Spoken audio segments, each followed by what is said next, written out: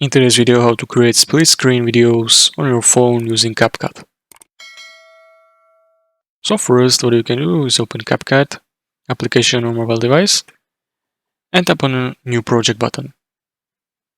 Your photo gallery will open. Select first video you want to add to your project. And once video is in your timeline, tap on overlay button, select add overlay. Your photo gallery will open again. Select second video you want to use for your project. Pinch zoom to make second video bigger or smaller. Position second video at the top or bottom of screen as needed. Tap on first video in the timeline, resize and position it to top, bottom to on the screen.